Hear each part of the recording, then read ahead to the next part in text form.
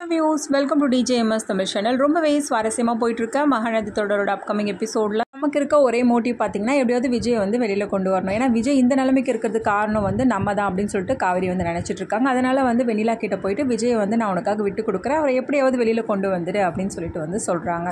இதை எடுத்தோடனே வந்து பார்த்திங்கன்னா நம்ம வெண்ணிலா வந்து தயங்குறாங்க நம்புறதுக்கு. ஏன்னா ஏற்கனவே அப்படி தான் வந்து சத்தியம் வாங்கிட்டு தான் வந்து விஜய் வந்து வெளியில் கொண்டு வந்தாங்க. அதனால் ஒரு சந்தேகம் வரும் இல்லையா. அப்புறம் காவேரியை பார்த்து கேட்குறாங்க, நான் எப்படி உன்னை நம்புறது அப்படின்னு சொல்லிட்டு. புரியுது வெண்ணிலா, நான் ஏற்கனவே இந்த தவறை பண்ணியிருக்கேன் அப்படின்றதுனால தான் என்கிட்ட நம்பிக்கை இல்லாமல் பேசிகிட்டு இருக்கேன்.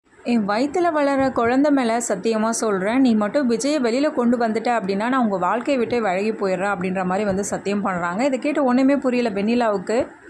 இதை கேட்ட வெண்ணிலாவுக்கும் பார்த்திங்கன்னா ஒரு பயங்கர அதிர்ச்சியாக இருக்குது. ஏன்னா வந்து எக்ஸ்பெக்ட் பண்ணாத ஒன்று இல்லையா, இது வந்து யாருமே எதிர்பார்த்துருக்க முடியாது. ஸோ இந்த தருணத்தில் வந்து என்ன பண்ணுறாங்க, வெண்ணிலாவுக்கு ஒன்றுமே புரியல. சொல்கிறதெல்லாம் உண்மையா அப்படின்னு சொல்லிட்டு கேட்க, ஆமாம் வெண்ணிலா, எனக்கும் விஜய்க்கும் மட்டும்தான் இந்த உண்மை தெரியும், வேறு யாருக்குமே தெரியாது அப்படின்ற மாதிரி வந்து சொல்கிறாங்க. கண்டிப்பாக விஜயை வெளியில் கொண்டு வந்துடுவல்ல வெண்ணிலா அப்படின்னு சொல்லிட்டு கேட்க, அதுக்கப்புறம் மௌனமாக இருக்கிறாங்க. அதுக்கப்புறம் போலீஸ் வராங்க. என்ன பண்ணுறாங்க, சரி வெளியில் போயிடணும் அப்படின்னு சொல்லிட்டு சிஸ்டர் என்ன பண்ணுறாங்க, காவேரி வந்து வெளியில் அழைச்சிட்டு போயிடுறாங்க. காவேரியோட எண்ணெல்லாம் பார்த்தீங்கன்னா எப்படியாவது விஜய் வந்து வெளியில் கொண்டு வந்துடுவாங்களா அப்படின்ற மாதிரி தான் யோசிச்சுட்டு இருக்காங்க. அப்புறமா நினைவு திரும்பிச்சாங்க, உங்களுக்கு நார்மலாக தான் இருக்கீங்களா, ஸோ என்னோட தான் பேசுகிறீங்களா அப்படின்னு சொல்லிட்டு என்ன பண்ணுறாங்க, வாக்குமூலம் வந்து கேட்குறாங்க. ஸோ வெண்ணிலா வந்து எல்லா விஷயங்களும் வந்து சொல்கிறாங்க. இது எல்லாத்துக்குமே காரணம் அந்த பசுபதி தான் அப்படின்னு சொல்லிட்டு, உங்களை யாரையும் வந்து பிளாக்மெயில் பண்ணலையே, நீங்களாக தானே சொல்கிறீங்க அப்படின்னு சொல்லிட்டு போலீஸ் தரப்புலேருந்து கேட்டாங்க. அதுக்கப்புறமா இல்லை என்னை வந்து யாருமே பிளாக்மெயில் பண்ணல, நான் நடந்த உண்மையை தான் சொல்கிறேன், உங்களுக்கு டவுட்டாக இருந்துச்சுன்னா என்னோடய மாமா கிட்டேயும் வந்து கேட்டு பாருங்கள் அப்படின்னு சொல்லிட்டு என்ன பண்ணுறாங்க, வெண்ணிலா வந்து சொல்கிறாங்க. மாமாவா, உங்கள் மாமா இப்போ எங்கே இருக்காங்க, இல்லை இங்கே தான் இருந்தாங்க, இப்போ எங்கே போயிருக்காங்கன்னு தெரில அப்படின்னு சொல்லிட்டு என்ன பண்ணுறாங்க, வீட்டோட அட்ரஸையும் வந்து கொடுக்குறாங்க.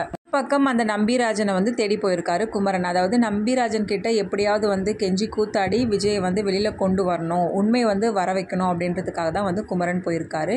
இன்னொரு பக்கம் வந்து வெண்ணிலா வந்து எல்லா வாக்குமூலத்தையும் வந்து கொடுத்துட்டாங்க. இது எல்லாத்துக்குமே காரணமானவர் வந்து பசுபதி தான் அப்படின்னு சொல்லிட்டு இந்த விஷயம் வந்து பசுபதிக்கும் வந்து தெரிய வருது. பயங்கர டென்ஷன் ஆகிறாரு. ஸோ இதுலேருந்து என்ன பண்ணுறாருன்னா, இந்த நம்பிராஜனை வந்து திரும்பவும் அங்கே கூட்டிகிட்டு போயிட்டாங்கன்னா ஸோ அவர் சொல்கிறதும் வந்து ரொம்பவே வந்து உண்மையாயிடுச்சுன்னா அது ரொம்ப ஸ்ட்ராங் ஆகிடும். அதுக்கப்புறமா என்னோட சைட்லேருந்து என்னால் வெளியில் வர முடியாது.